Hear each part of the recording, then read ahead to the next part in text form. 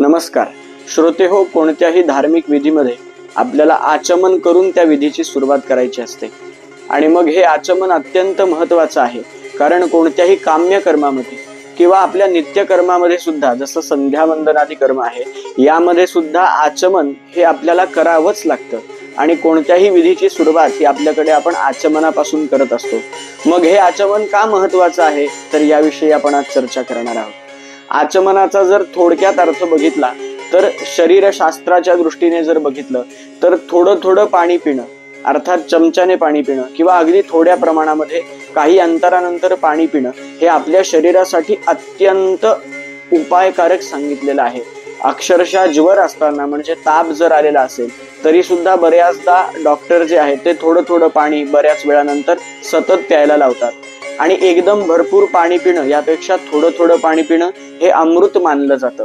तर धर्मशास्त्रानुसार आचमन कसं करावं, आचमन का केलं पाहिजे, कशासाठी केलं पाहिजे हे तर आपण बघूच, पण ते कसं करावं तर याविषयी धर्मशास्त्र असं म्हणतं की त्रिही पिबेद आपो गोकर्णवद हस्तेन त्रिराचमित, अर्थात तीनदा पाणी पिण्याच्या क्रियेला आचमन असं म्हणतात. पण हे जे पाणी प्यायचंय हे कसं प्यायचंय तर गोकर्णवद हस्तेन, म्हणजे गाईचा कान ज्याप्रमाणे असतो तसा आपला उजवा हात करून त्या हातानं हे पाणी प्यायचं आहे.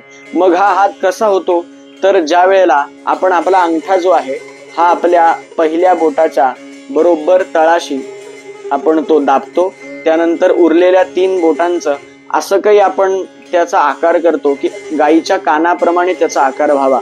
आणि ज्या वेळेला आपला असा गाईच्या कानाचा आकार आपल्या या हाताचा होतो, तो झाल्यानंतर आत्मतीर्थाने, ज्याला ब्रह्मतीर्थ सुद्धा म्हणलं जातं, अर्थात आपल्या मनगटाच्या बरोबर मधोमध या आत्मतीर्थाने आपल्याला पाणी प्राशन करायचं असतं आणि अशा पिलेल्या पाण्यालाच आचमन असं म्हणलं जातं. आणि हे आचमन केल्यानंतरच आपल्या देहाची शुद्धी होते, आपल्या अंतःकरणाची शुद्धी होते आणि कोणत्याही पूजेचा अधिकार आपल्याला प्राप्त होत असतो. धन्यवाद. जय जय रघुवीर समर्थ.